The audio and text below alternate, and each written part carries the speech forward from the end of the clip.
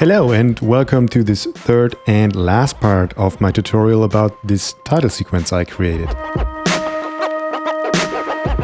If you didn't see the first two parts, I really recommend doing that by clicking on this link.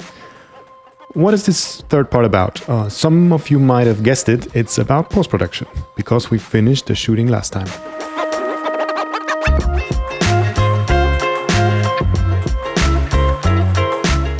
As you remember, I added the music in the beginning, just to get a feel of the length mainly and also of the mood in a way. So now I could start putting all these shots I had on top of it.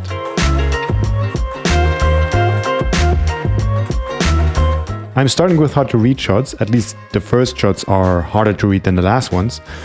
We don't really get an overview of the whole scene yet, and I think this contributes a lot to this mood I wanted to create, that you're not really in control.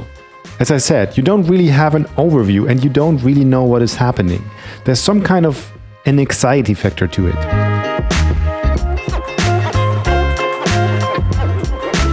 Next, you see, okay, there's this car there and it's kind of creepy and you wonder if there's a person there in that car. Then we go to the house and basically communicate, okay, there's something bad happening here. Something is inside. And right about that point when we are going to see what is actually happening inside, because we got that close and the next step would be going inside and seeing what's actually there. Of course we don't show it, but that's kind of the climax. That is why I reveal the title.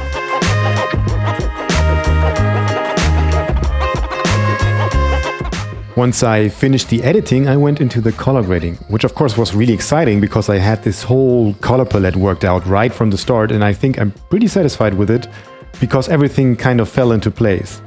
Also, what I wanted to do was I wanted to actually go as dark as I could while still preserving a lot of the texture and a lot of the visibility, but at the same time it should almost feel like close to pitch black. It works out pretty well and it's actually quite dark.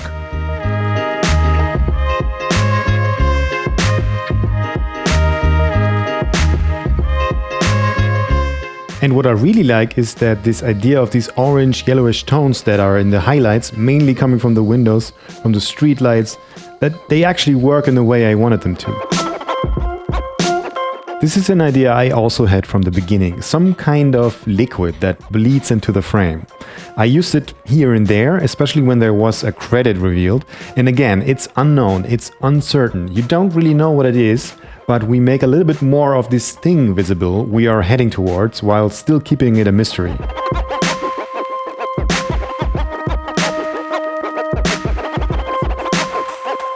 One major thing you have to do, especially in post-production, is to balance these things out, because you can have way too much of these effects, you can quickly have too many different effects, but you can also easily happen to have effects that are too prominent and visible for too long and not subtle enough. I think that is very important. Maybe one of the most important things in the editing and VFX process of the whole thing. That you really kill your darlings, you take a step back, dial it down a little bit. Almost always I go too far and then I have to go back.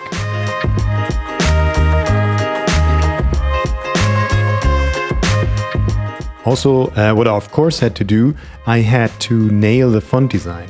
Especially for beginners in this area and especially in title design, I think this is overseen a lot.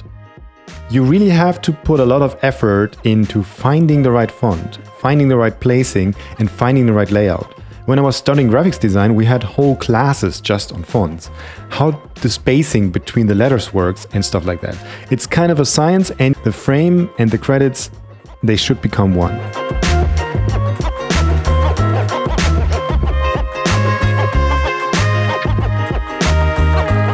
Then on top of that even, and I really like this effect, and it's also very easy to go overboard with this, I applied some procedural light leaks. Also, you can take these light leaks, and this is a thing I learned in animation to anticipate stuff.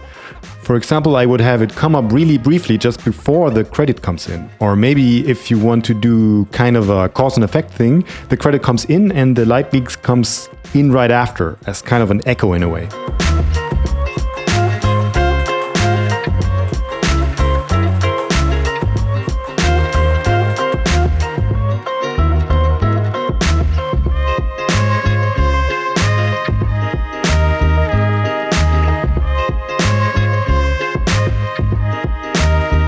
I also have a slight blurriness on the credits. It is like a lens finding focus, but again, not too much.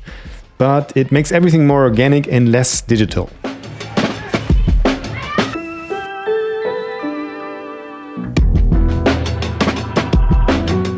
Then this flickering of the elevation plans comes in.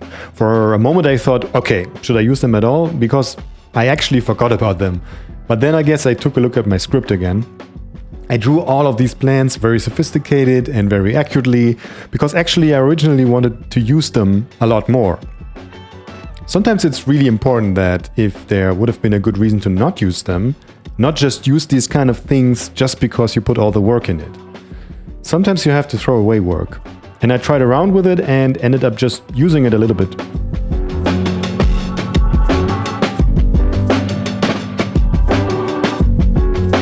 Of course, I had to spend a lot of time with the main title. When I say that this is very important, I think, for example, about if it is a grotesque font or is it a serif-based font. You have to really know where these fonts and these font styles are coming from and what they meant in history, basically. What are viewers connecting with a certain font face?